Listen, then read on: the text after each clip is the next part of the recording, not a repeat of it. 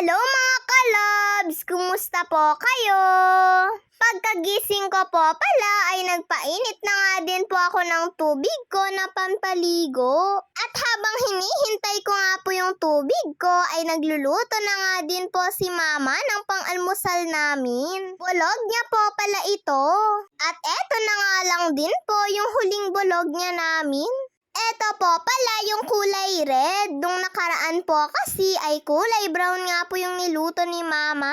At ayan, luto na rin po pala yung almusal namin. Pero sabi ko nga po kay mama ay maligo na nga lang po muna ako bago ako kumain. At pagkatapos ko po palang maligo, eto, at nag-aalmusal na nga din po ako. Kahit nga po hindi mo nalagyan ng ketchup ito mga kalabs, ay okay lang dahil manamis-namis nga din po. Hindi nga po tulad nung kulay brown ay parang mag-iba nga po yung lasa. Nung una nga po ay nagustuhan ko nga po yun, pero nung nagluto nga po ulit si mama ng ganun nung isang araw ay parang mag-iba nga po yung panlasa ko. At pagkatapos ko po palang mag-ayos ay pinuntahan ko na nga din po yung pinsan ko. At saktong palabas na nga lang din po siya mga kalabs. Patatawirin na nga lang po kami ni mama mga kalabs. Nakakatuwa nga lang po dahil eto nga pong jogging pants na suot-suot ko ay kasya ko pa po pala. Nung grade 4 ko pa po kasi ito mga kalabs. At nung patatawirin na nga po dapat kami ni mama, ay bigla naman pong dumating si tito na may tricycle. At tinawag niya na nga din po kami para sumabay sa kanya. Nako, salamat po sa'yo tito!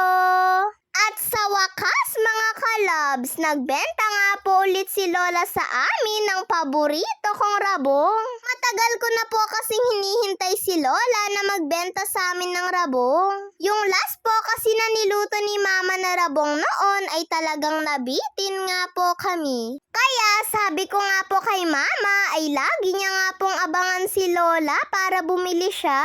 At sigurado nga pong mapapadami ako ng kain at papak nito. Bumili nga po si mama ng worth 100 pesos. At nung pagka-uwi nga po namin ni kuya ay naghanda na nga din po si mama ng mga plato namin.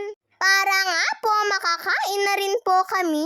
Day off po pala ni Papa ngayong araw. Eto po palang kalabasa na may upo, tapos yung sahog ay tinapa na binili nga po ni Papa. At meron nga din pong dinakdakan.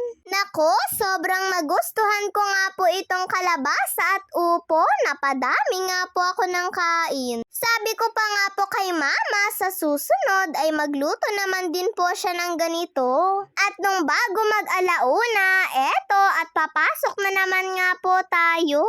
Nakapaghanda na po pala ako mga kalabs at nandito na nga din po yung pinsan ko sa bahay. Si Papa na po pala yung magpapatawid sa amin ng pinsan ko. Sobrang init nga po mga kalabs oh.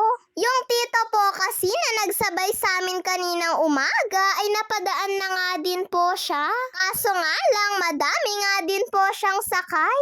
At kaninang hapon pag uwi ko nga po ay bumili nga po kami ni kuya ng ice cream dito nga lang po malapit sa amin. Sa totoo lang ay dalawang balik ko na nga po ito. Yung bibilhin ko po kasi ay para kay kuya. Dito na nga din po ako lagi bumibili ng ice cream. May mga pagpipilian ka rin po palang flavors dito mga kalabs at ang sasarap nga po. Madami din po palang mga bumibili ditong estudyante. Yung madalas ko nga pong binibili dito ay yung tagta 20. Tapos alam nyo po ba mga kalabs, binigyan pa nga po nila ako ng isang free na ice cream. Dapat nga po ay kahapon pa po nila ibibigay yung free ko kasi bumili din po ako dito. Kaya lang bigla naman pong nag-brown out mga kalabs. Si kuya ko naman nga po na nagvi-video ay bigla nga daw pong huminto yung pagvi-video niya. Kaya wala nga din po siyang magandang kuha. Basta mga kalabs, ang sarap nga po ng ice cream nila. Pinapatali nga din po pala ni Mama yung buhok niya kay Papa. Bumili po kasi si Mama ng karne ng manok, malansa na nga daw po yung kamay niya. Pinaglololoko pa nga po siya ni Papa sa pagtatali, oh. Hindi nga rin daw po kasi kaagad makahugas si Mama dahil nagtitipid nga daw po siya ng tubig. Alam niyo na po mga kalabs, hanggang ngayon po kasi ay wala pa rin po talaga kaming tubig. Habang ako naman po ay ginagawa ko na nga din po yung assignment ko. Nagdo-drawing po pala ako mga kalabs. Eto na nga po yung inuna kong gawin dahil meron pa nga po akong mga ibang assignment. Pero magpapatulong nga po ako kay Papa. Pagdating naman po kasi sa drawing ay kaya ko na po ito mga kalabs. Yun lang po mga kalabs. Maraming salamat po sa panonood ninyo.